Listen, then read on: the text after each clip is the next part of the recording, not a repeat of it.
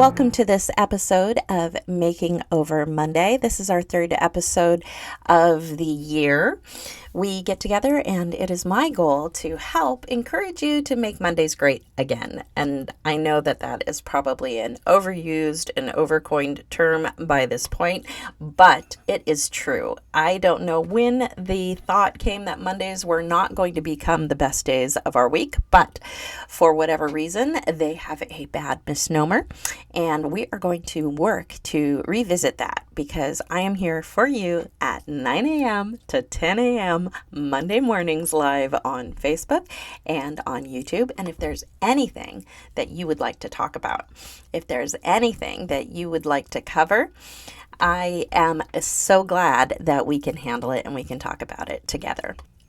So, I would like to begin today's broadcast. It is September 11th. If you are in the service industry, if you're in the military, or if you're a nurse or a doctor, or if you're working as a firefighter or a police officer, we would like to remember you. We'd like to thank you for your service and just want to make sure that everyone knows here on this podcast and with the Jessicabuilds team that we are here to build up everyone and no one should be excluded from that. So, thank you. Thank you all for tuning in today. I can see that we have some people chatting on YouTube. And we have, as I'm letting the Facebook Live go live, we're having a great turnout this morning. Today we're going to be talking about spirit and faith. And everyone has it. Everyone has a spirit and everyone has faith. Whether you choose to recognize that faith as being a particular religion or a particular belief, there is faith in you and you have it. You have faith right now if you're sitting down that your chair is going to hold up your butt. You have faith right now if you're driving in a car and you're listening to this via the podcast over Spotify or Apple iTunes, that you're going to get to your destination. So regardless of where you claim your faith or what you claim to put your faith in, we have all been given faith. Our scripture in the Bible, the King James Version, I believe, calls it a measure of faith, that we've all been given a measure of faith, and that we can choose to exercise that faith like a muscle and we can grow it, or we can choose to not grow it and we can let it be dormant. But regardless, whether it's little faith or big faith, or whether it's faith the size of a mustard seed, we all have faith and it requires faith to live. So since it requires faith to live, that would indicate that we have a spirit. And so the food of the spirit, if you will, is faith. And when we feed our spirit faith. We're going to be reading today. I thought it was very interesting. Each time that I do a Monday morning, a Making Over Monday, I have an idea of a topic. I've prayed about it. I've got a topic idea for the whole rest of the year, every single Monday. And I have that topic idea, and then I will go the morning of, and I'll look for scripture. I'll look for some sort of something to grab hold of so that my ideas and my conversations with you are fresh. And so this fresh idea this morning came out of reading from the book Jesus Calling. It is a 365 daily devotional, and reading for September 11th, the date. I'd like to read it to you so that we can talk about it because it goes hand in hand with the topic of conversation today, spirit and faith. So it says, "Rejoice in me always, no matter what is going on." And now this was written, this daily devotional in specific was written as supposed to be from the point of view of Jesus, as if Jesus is talking to you. So when it says me, that's who we're referring to. "Rejoice in me always. No matter what is going on, you can rejoice in your love relationship with me. This is the secret of being content in all circumstances. So many people dream of the day when they will finally be happy, when they are out of debt, when their children are out of trouble, when they have more leisure time, and so on. While they daydream, their moments are trickling into the ground like precious balm spilling wastefully from overturned bottles. Fantasizing about future happiness will never bring fulfillment, because fantasy is unreality. Even though I am invisible, I am far more real than the world you see around you. My reality is eternal and unchanging. Bring your moments to me, and I will fill them with vibrant joy. Now is the time to rejoice in my presence.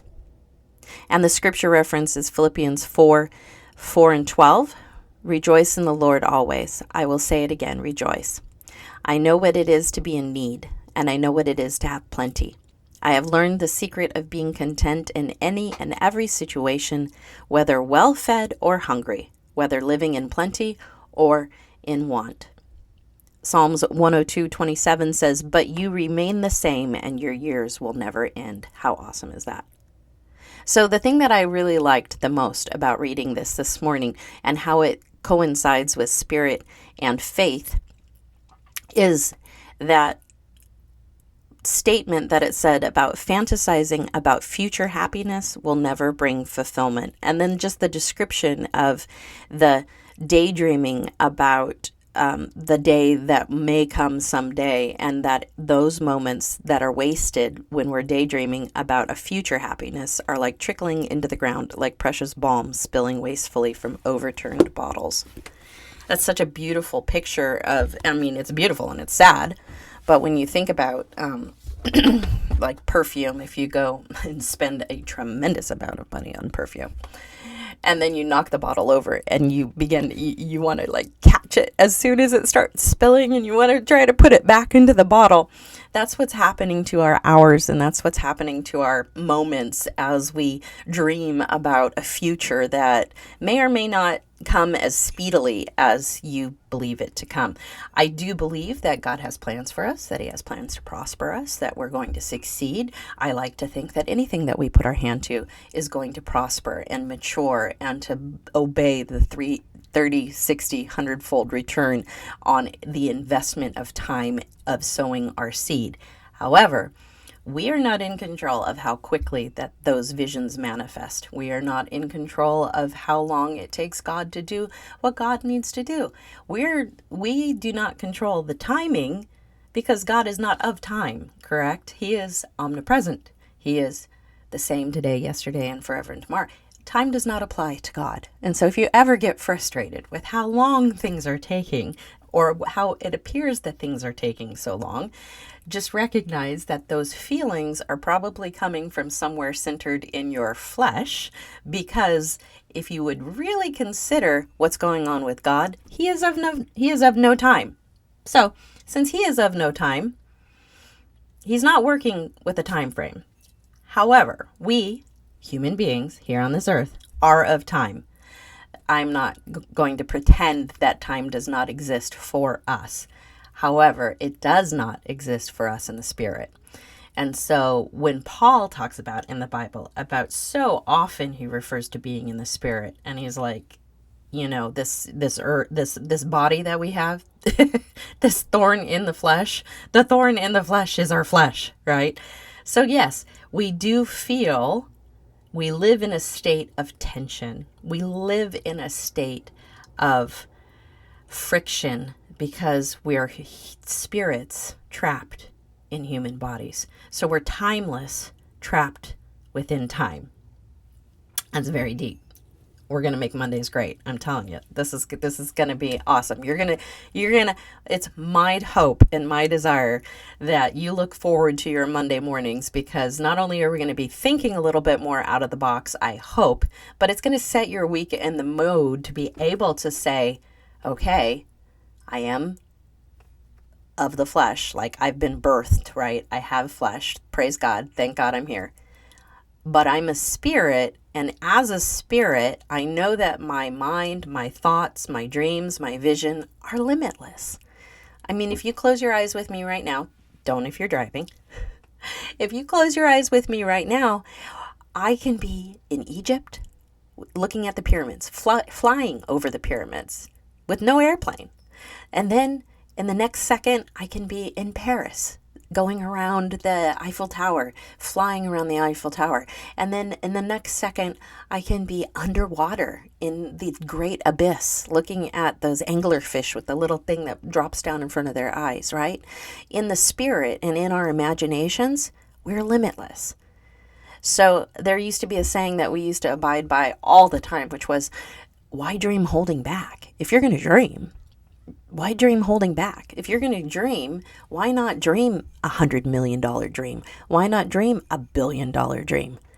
Dream as if there was no limitations, but recognize that because we have been given this gift of the flesh here on this earth, we were born, thank the Lord, there is some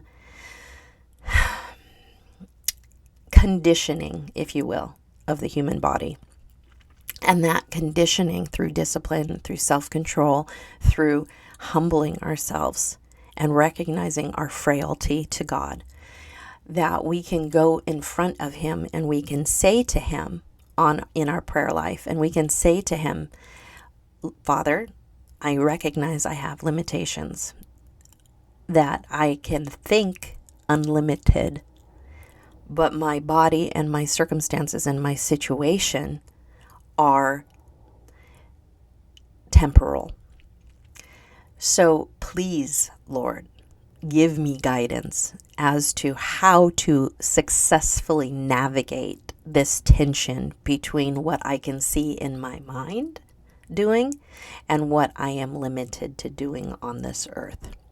Because I know that you can make up the difference, right? Because with God, all things are possible.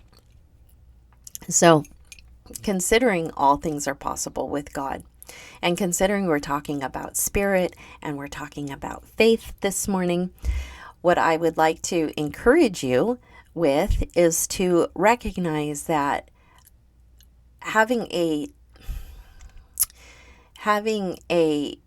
being stuck in a stall pattern for future happiness really robs us of the power of the present. There's a power in the present, and that power in that present is giving my full attention to, right now, you, giving my full attention to the environment in which I am sitting in, that at the moment, it is Monday, September 11th.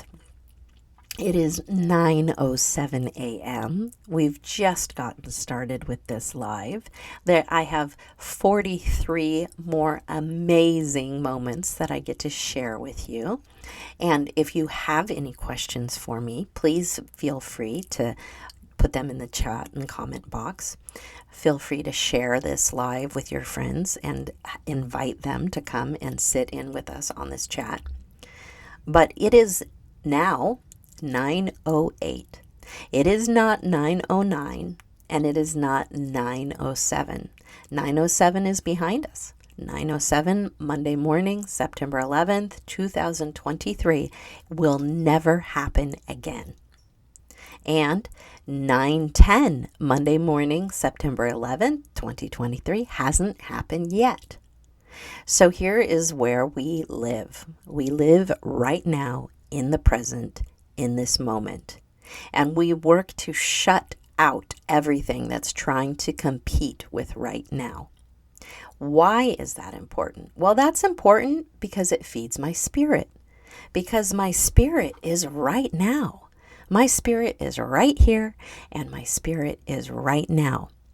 Now, you might be listening to this through the podcast, and it's definitely no longer September 11th at 9:08 a.m. in the morning, but you're doing something right now, and you're invested in this moment right now. So I would encourage you to take a minute to take a deep breath and just be aware of what you're breathing in. What are you smelling? Are you smelling the coffee that's next to you? Are you smelling the cat box that's, a room down? Because if you are, it might be time to change that cat box. Are you smelling the smell of pumpkin spice candle because maybe you lit a candle before you came to tune in and listen to this episode or watch it on YouTube? What is the sense that you are smelling right now? What are you hearing? Are you hearing the birds chirping? Are you hearing just the sound of my voice? Are you watching? Are you watching this on YouTube, or are you staring at something, looking at the wall, being completely fully present? Isn't it amazing that we've been given all of these senses, that we have the sense of taste, that we have the sense of smell, that we have the sense to hear, and that we have the sense to touch? We've been given an amazing opportunity that God did not just punish Adam and Eve by giving them flesh boxes to have to contain their spirit. He gave us this ability to have the senses. He gave us an olfactory understanding and feeling of what it means to be completely human, what it means to be completely present. And it's more than just existing. It's learning how to fully embrace walking in the moment and where you're at. And not everybody is in a great situation.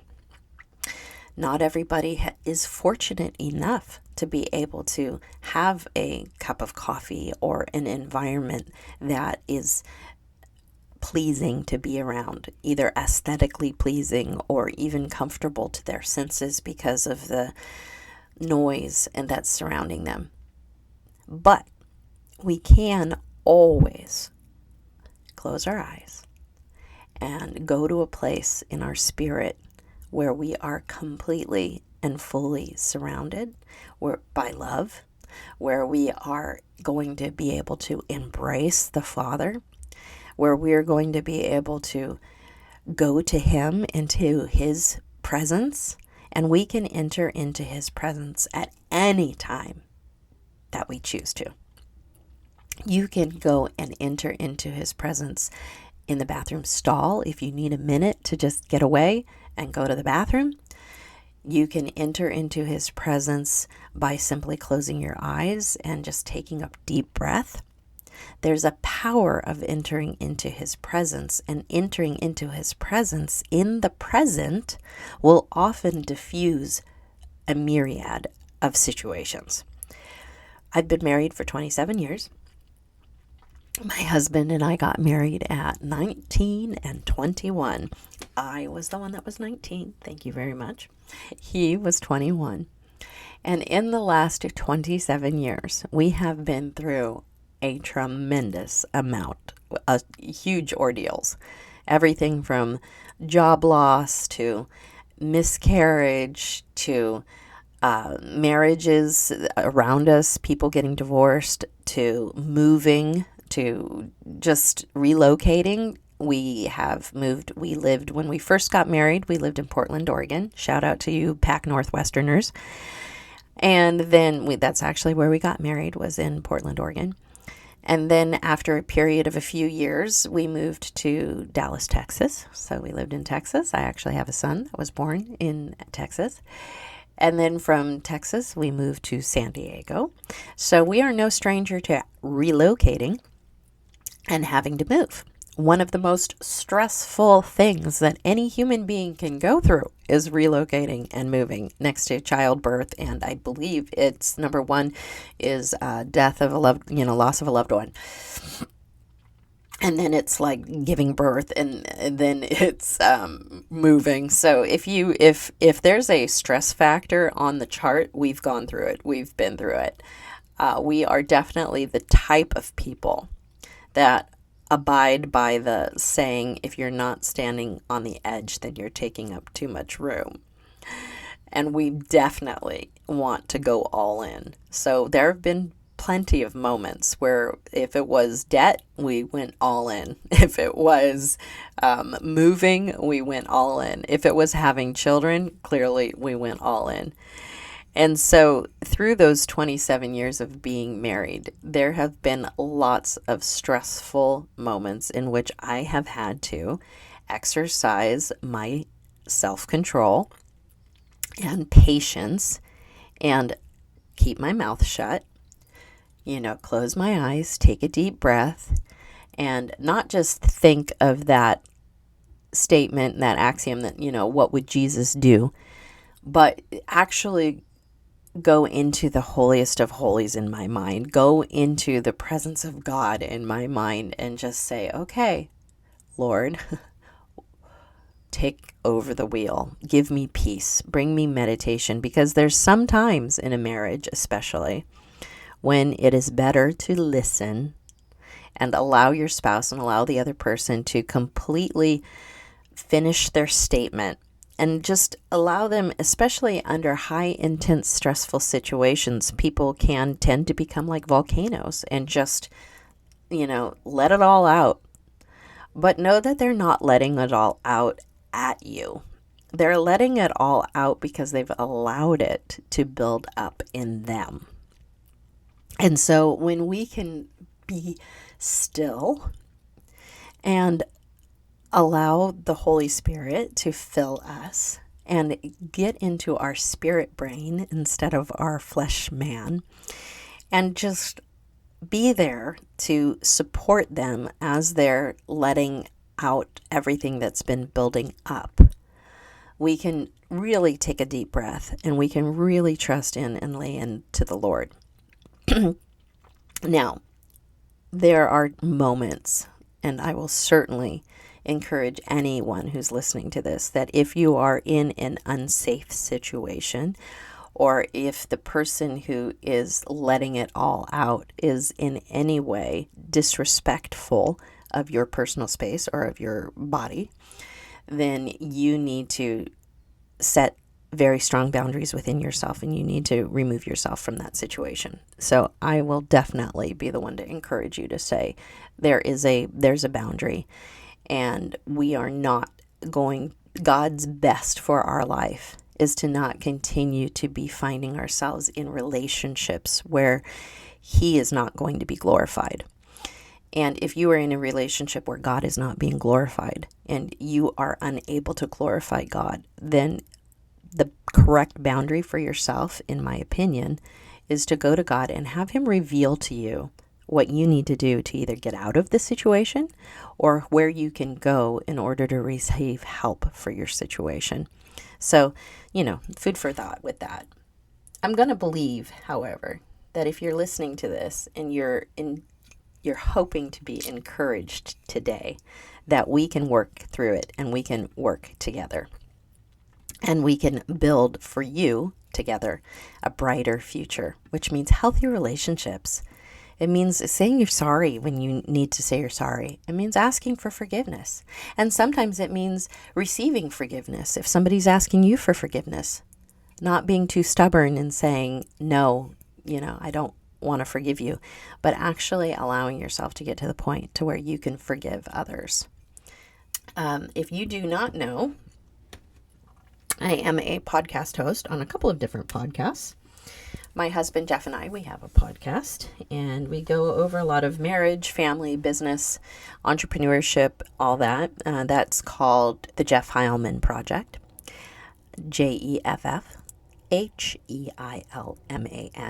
the Jeff Heilman Project. I believe we have almost 30 episodes over there.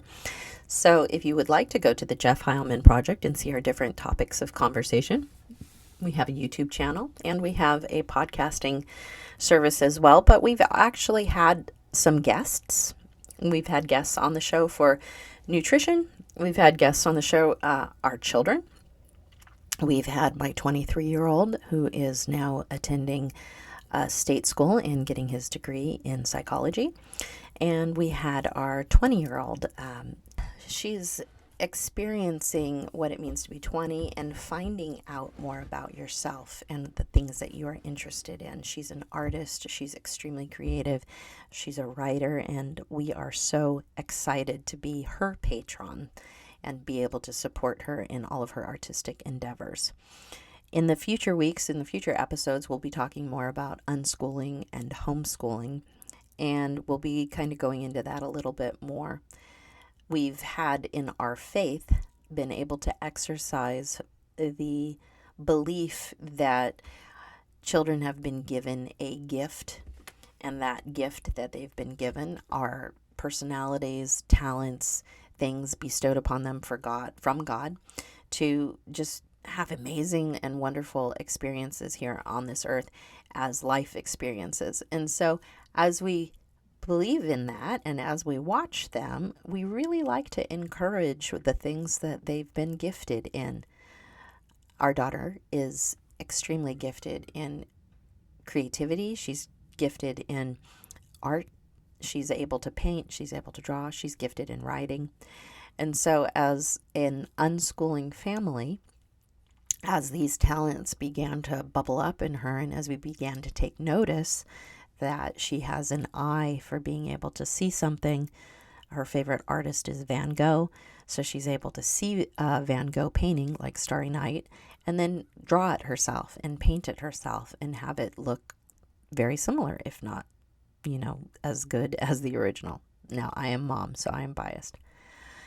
But as she's been more and more artistic, as she's been more and more diving into these talents and diving into these gifts that she's been given by God, what we decided to do as homeschooling parents and unschooling parents is we decided to take that and see what we could do to foster that, to be able to encourage that, to be able to give her the tools, to be able to treat each one of our children, even though there's 7 of them, as individuals, and be able to recognize that each individual has a different need. That while we agree together corporately for the direction of the family, we recognize that this corporation is not complete without each individual skill, each individual talent, that as a family, that we're going to be able to make a greater impact, if you will, by recognizing that each person of the family is unique. Each person of the family is different. And so part of our philosophy behind not traditionally educating our children is to be able to recognize their individuality and to be able to just put as much resources as we possibly can into that. And so it requires a tremendous amount of faith. As a mom, I've had to battle with my faith in, are we doing right by our children? A few years ago, we've been homeschooling for over 20 years. And in that time, I used to start to feel pretty down about it, especially every fall when the leaves start turning. And I went to school. I loved going to school. I loved the first day of school and walking to school and hearing the crunching leaves underneath my feet, sitting in desks. I'm a teacher, and I like to be taught, and I like to sit in lectures, and I like to have all my little, I like all my little papers. I'm like, where's the camera? I like my papers. I like my pens. I get excited about back to school clothes. I mean, I'm all in when it comes to school.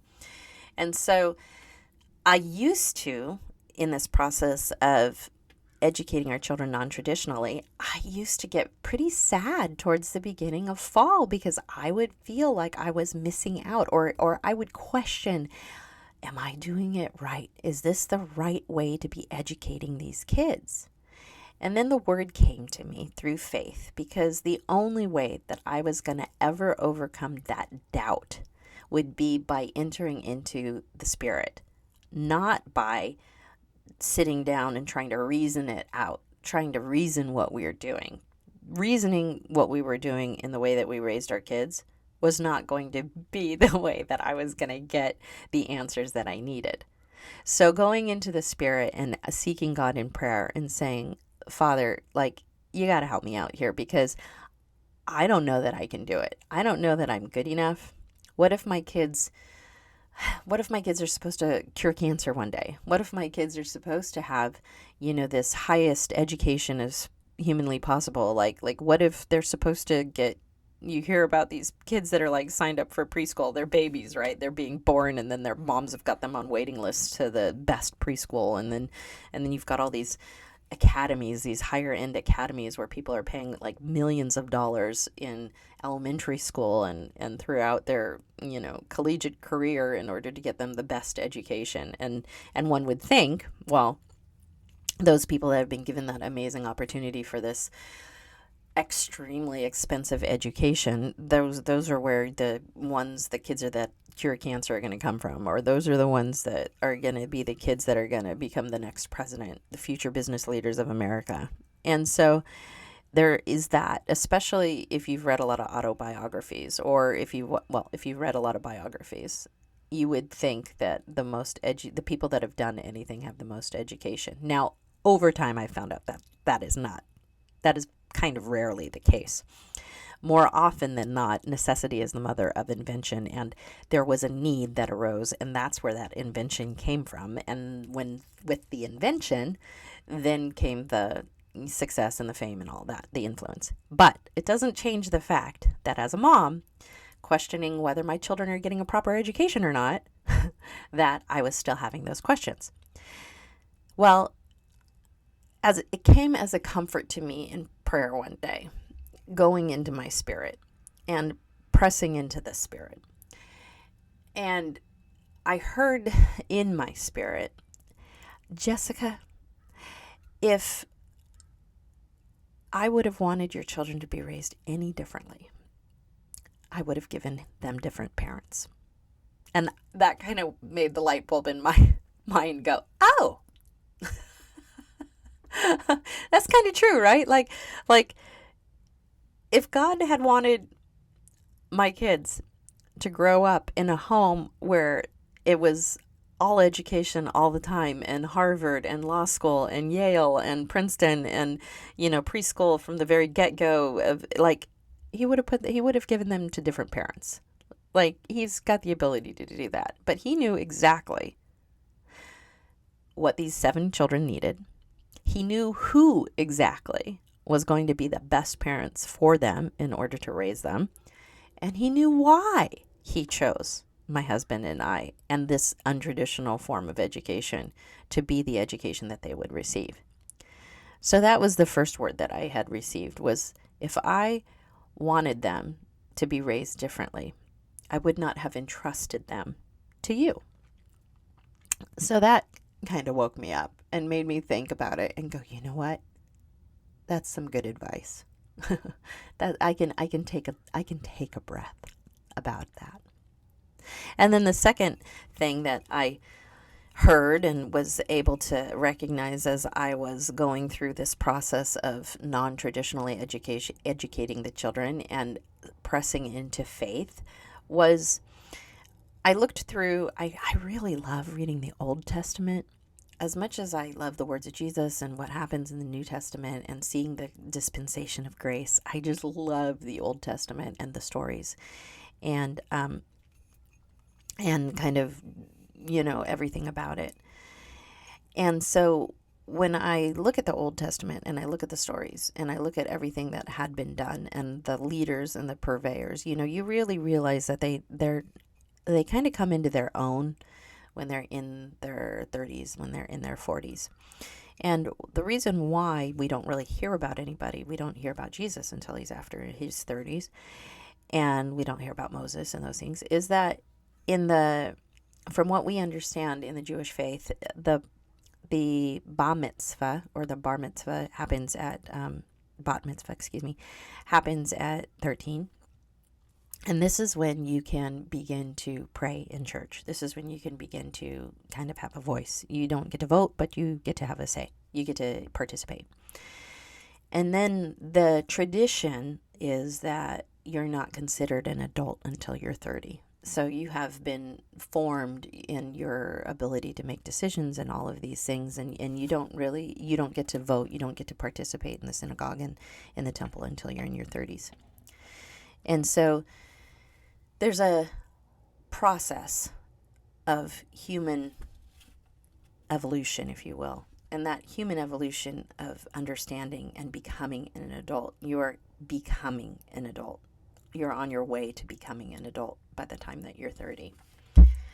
When I read in the New Testament, we don't hear a lot about Jesus as a baby. We hear about him as a baby, right? We hear he was born. Emmanuel, God with us, he's born. Hallelujah. And Luke, and go through his birth in the manger. But then you don't hear about him again until he's 12. You don't hear about him again growing up, being a carpenter's son, the type of education he received. You just assume that because of the time that he's been learning from his mom, he's been learning from his dad. We know he went to the temple a lot, so he's been learning in the synagogue. And so he's just been learning by play. He's been learning by association.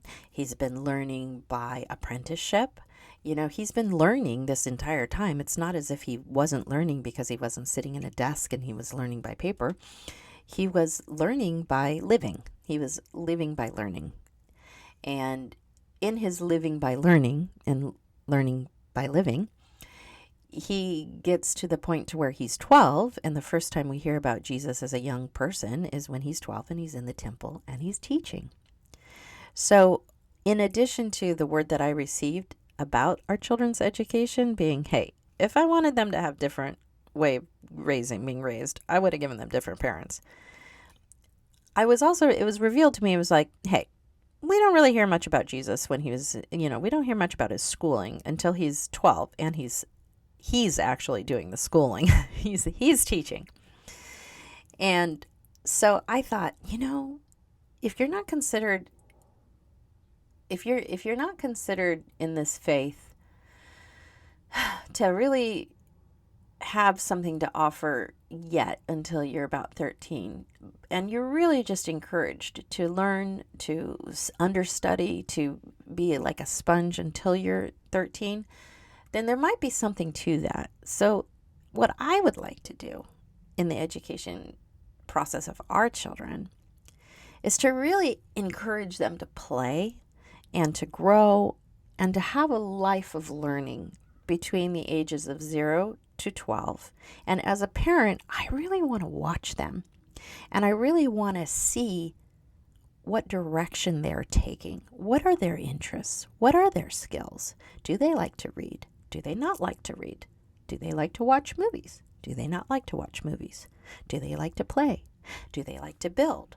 If I can give them an environment and create an environment for them to where they have tools, and with those tools, I can watch them and see what they're going to do, what their natural inclinations are towards. Then maybe I'll have an idea. And what I've found is that by the time that they are 12, they have pretty much kind of got a set direction on which they have chosen their interests. By the time they're 12, they have shown me that they like to draw, or they like to paint, or that they're really good with numbers, or that they like to bake, or that they like to cook, or that they like to make movies, or that they like to be behind the scenes. And so then by the time that they're 12, what we like to do is give them the resources required in order to continue to develop that thing that they've shown the most predominant as their bend, right? And so the faith that is required in being a parent and not messing up with your children is a tremendous amount of faith. And you're going to need a tremendous amount of spiritual aid in order to encourage that faith to continue.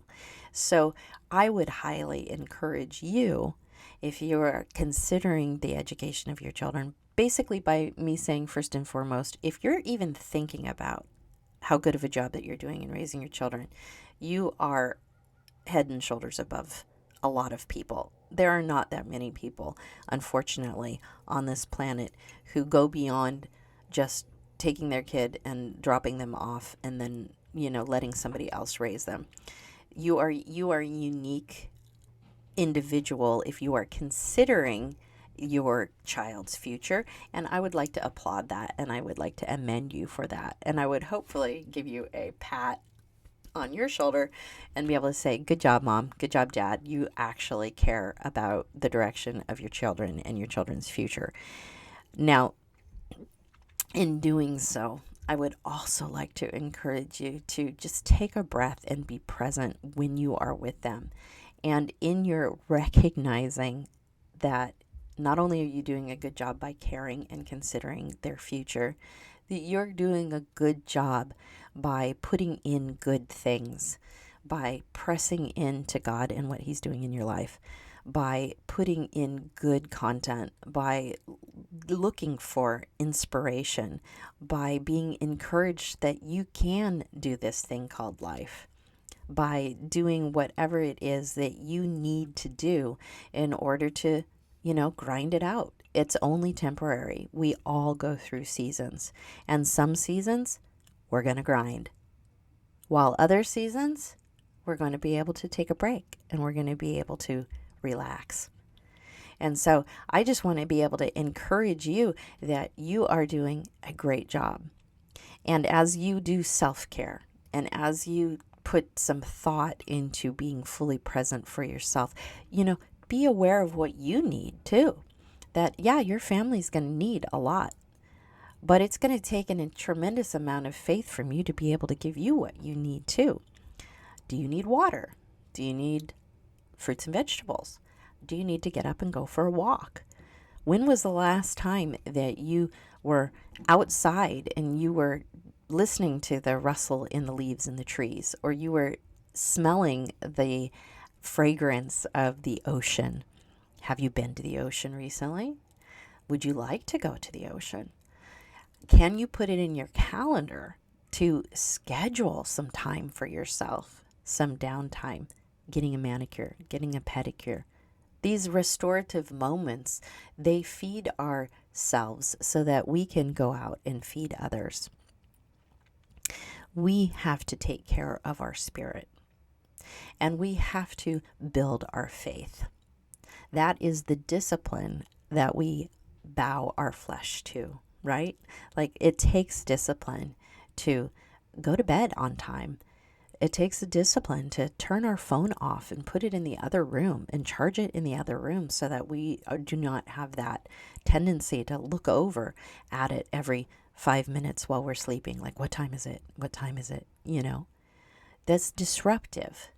And it's definitely not going to encourage us to be the best versions of ourselves. And I'm not here to condemn anybody, because I don't like that. I don't like that. I don't want to be condemned. I don't want to condemn anybody. So, but what I am here to do is I'm here to encourage you that, take some time. Take 5 minutes, take 10 minutes, and just still yourself if you can. And try to imagine with me. Now, I'm going to be 50 in a few years. Not quite there yet, but I'm over the 45 mark. And when I grew up, we had blackboards, chalkboards. And we would, as kids, the teacher would get up there with her chalk or his chalk, and he would write on the chalkboard, your lesson, and you would do your learning and you would see it. And then at the end of the day, we had people that were designated, kids that were designated to clean the chalkboard. Not only did we clean the chalkboard, we had to clean the erasers too. There was a really cool machine that looked like a electric sander almost, where you would put the on the belt, you'd put the eraser on the belt and it would shake it, and you get to push the button and it would shake it really hard and all the dust would go flying. It was awesome. If you had the job of eraser shaker, this was a highlight of the day. So we would clean the chalkboard, and then we would go and we would shake out the chalk. So when I get to a point when I need to still the voices in my head, when I need to still the constant barrage of thoughts, I like to imagine taking that eraser and just erasing the chalkboard and getting it back to black. There's this moment when the chalkboard, because it's kind of, they have this wetting agent that it kind of looks wet and it looks glossy and it looks like it's brand new. At the end of the day, when you clean the chalkboard, it is brand new. And so I like to imagine when I am overwhelmed, taking my eraser and just making the slate brand new. If you did not grow up with a chalkboard and are not as old as I am, maybe you grew up with a whiteboard. It's the same thing. There's you've got your dry erase pen, and you can see throughout the day, by the end of the day, there's marks left on the white board. And so you have a person who's designated the cleaner of the board who has to spray it down and wipe it down and get it to as close to pristine and as close to white as possible. So if we were going to sit down and go through an exercise right now where we were going to close our eyes and we were going to see all of the things on the whiteboards of our minds that we are thinking about, our husband, our wife, our kids, our food, what's for dinner, what's going on, the garden, the yard, the unpacking the suitcase from the trip that we took 2 weeks ago, all of the stuff that's on the whiteboard of our minds. And we're going to take an eraser and we're going to take time and we're just going to wipe it clean. We're just going to push all of that. Trust me, you're not going to forget about it. It's not going to completely go out of your mind. Like, it will come back up. It's not going to, life will demand these things to get done. But for right now, we're just going to clear the slate. We're just going to erase the whiteboard of our mind, and we're going to look at a just pure white board. And we're just going to breathe in the reality that in the moment that there's nothing pressing in on us. That we can be okay letting it go, giving it up to God, rolling our cares onto Him because He cares for us, and just rest and allow our spirit and our flesh to rest for a moment, the two coming together as one entity, and that entity being rest. There is plenty of work to be done. There will always be work to be done. And there is always going to continue for work to be done. But yet, can you have the faith? Can you trust that when that work needs to be done, not only will the Holy Spirit remind you of the work that needs to be done and those people around you, but He's going to equip you to be able to supernaturally and spiritually be strong enough and in the moment be strong enough in order to do that work. So I would like to, for the next 15 minutes, open up the floor that if you have any questions, if this has spurred anything in your thought process, if you have anything that you need, that you would please feel free to go ahead and enter into the comments, enter into the field any of your questions, and I would like to be able to address them, and I would like to be able to answer your questions. And so the first question that I have is from a friend of mine, and she is asking, how do you do that? Like, how do you take a minute for yourself? You have 7 kids. How do you take a minute for yourself? And what does that actually look like during the day, right? And so during the day, and I say that I have 7 kids a lot. And here's to answer that question. How do I take time for myself with 7 kids? My grandma had 4, and my grandma always had time. And if you know my grandma, because some of you have actually met my grandma, if you know my grandma, you knew she would stop whatever she was doing and she would give her full attention to you. And she was a remarkable person of the present. And I asked her the same question, like, how do you get it all done?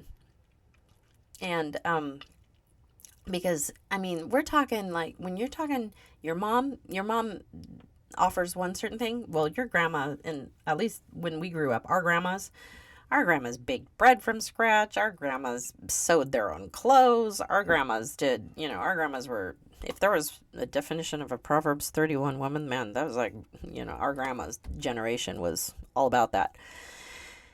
And I never saw her watching TV, and I never saw her too tired to play. And I'm like, Grandma, oh my gosh, how do you do it?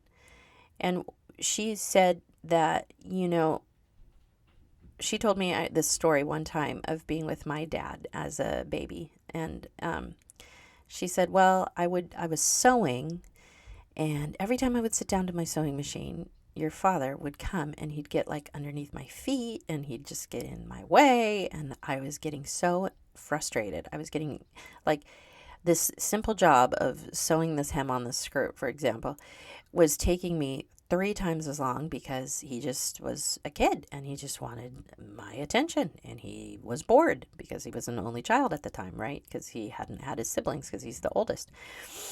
And so she said, so after, the 20th time of getting frustrated and irritated, I just came to the understanding, and I just came to the revelation that if I'm going to get anything done that I need to get done, it's going to have to be done on my own time.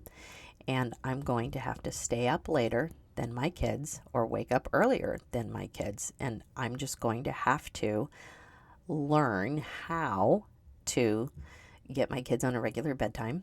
And after that bedtime, save everything, batch the things that I need to do, that I have to do undistracted for those times.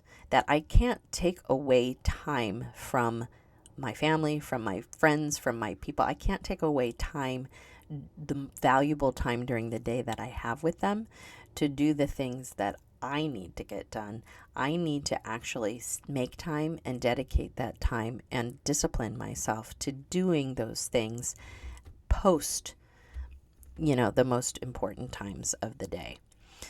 So how I'm able to do it, how I'm able to get things done and get as many projects done as possible is, number one, I have a team. And being able to have that team and see my family as a team is to be able to have projects and involve them in the projects based on their skill and based on the things that they are interested in, and actually include them and involve them in what we're doing.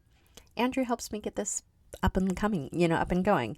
This is something that he and I get to do together. Like, we get to build this podcast together. We get to go live together. And so this is a part of him being a part of the project. So I'm not taking time away from him. I'm actually doing something with him. I've got the 10-year-old and the 6-year-old. They are doing something creative together while I'm on this stream. And so I've made sure ahead of time to give them the things that they need in order to go through what they are doing while I'm making this video chat, this live stream, right? And then if there's things that I need to get done for me, like building a lesson or being able to sit down and have some time to myself to be able to think, it's much easier if I put the kids to bed at 9 at a regular bedtime and go into my study and then study for the next hour undistracted and uninterrupted than it would be for me to plug them into the TV and just go and say, hey, I'm going to be on the kitchen table, and then be getting interrupted every 5 minutes. So that's how it gets done. That's how these things get done. And I hope I answered your question as effectively as possible, is like, if it's something that I know that I need to dedicate my time to and not be distracted, then I have to take it upon myself to do those things, either in a location, like going away and going to the library and getting it done, or after they go to bed when I can get things done. And that's what my grandma ended up doing. So what she would do is she would clean the house at night. She'd put the kids to bed, and then she'd clean the house. She would put the kids to bed, and then she'd do the dishes. She would put the kids to bed, and then she would sew her clothes. And so that's what that is what is going to be the thing I think that is going to help you the most, is that you're going to be able to understand and you're going to be able to do these things just like that. Well, we're coming to the end of the hour, and I am appreciative so much of you being on live today and getting to answer your questions. And for those of you who've been listening through the audio podcast through Apple, iTunes, and Spotify, thank you for tuning in. And those of you that are watching on YouTube via the edited broadcast or even the live broadcast, I just want to thank you for tuning in, for sharing, and for liking, and for subscribing to to these episodes, and hopefully we will continue to just build up each other and be able to be in conversation together for many, many more weeks to come. And let's see how the rest of the week is going to go. Please, throughout the week, chat, comment, send me a message, private message me if you'd like, and let's just talk about what you're going through and see if there's any way that I could possibly help.